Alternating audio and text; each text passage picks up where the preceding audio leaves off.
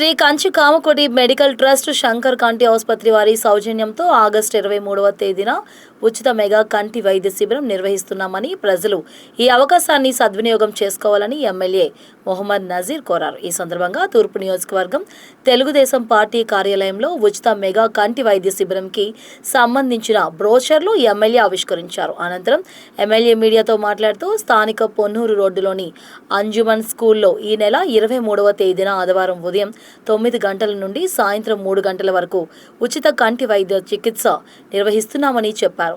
ఉచితంగా కంటి వైద్య చికిత్స చేసుకున్న వారికి మందులు ఉచితంగా ఇవ్వటం జరుగుతుందని చెప్పారు. అంతేకాకుండా ఆపరేషన్ చేయించుకునే వారికి కూడా ఉచితంగా శంకర్ కంటి ఆసుపత్రిలో ఆపరేషన్ చేయించుకోవచ్చునని తెలియజేశారు.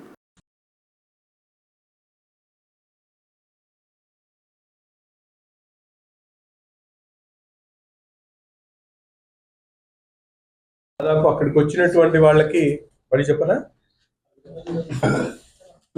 ఓకే, అందరికి నమస్కారం.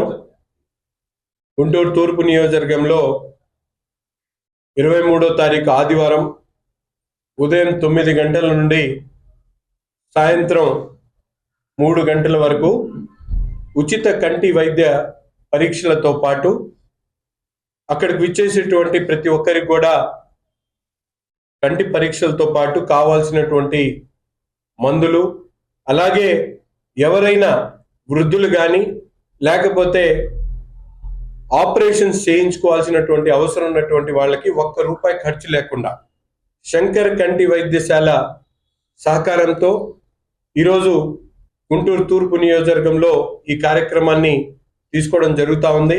తప్పకుండా నగరంలో ఉన్నటువంటి ప్రతి ఒక్కళ్ళు కూడా కంటి పరీక్షలు చేయించుకోవాలనేటువంటి ఆలోచన ఉన్నటువంటి వాళ్ళ దగ్గర నుండి కావలసినటువంటి మందులు, అలాగే ఆపరేషన్స్ శస్త్రచికిత్సలు చేయించుకోవాలనేటువంటి ఆలోచన కలిగినటువంటి వాళ్ళందరికీ కూడా రావడానికి పోవడానికి అయ్యేటువంటి ఖర్చుతో పాటు ₹1 ఖర్చు లేకుండా ఈ కార్యక్రమాన్ని ఏర్పాటు చేయడం జరుగుతూ ఉంది.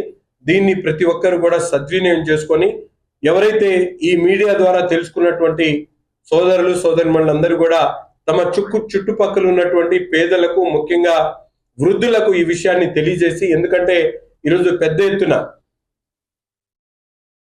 ఈ కంటి వైద్య పరీక్షలు చేయించుకోవడానికి పెద్దవారు ఇబ్బంది పడుతున్నటువంటి పరిస్థితి, వాళ్ళకి ఈ సమాచారాన్ని అందించి ఆదివారం జరగబోయేటువంటి ఈ ఉచిత వైద్య కంటి పరీక్షల ఇదైతే క్యాంప్ ఉందో దాన్ని ప్రతి ఒక్కరికి కూడా తీసుకొని రావాలని చెప్పి కోరుతూ, దీన్ని పెద్ద ఎత్తున మీడియా సోదరులు కూడా ప్రజలకు తెలియజేసేటువంటి విధంగా టెలికాస్ట్ చేయాలని చెప్పి కోరుకుంటూ ప్రతి ఒక్కరు కూడా సద్వినియోగం చేసుకోవాలని చెప్పి కోరుతా ఉన్నాం.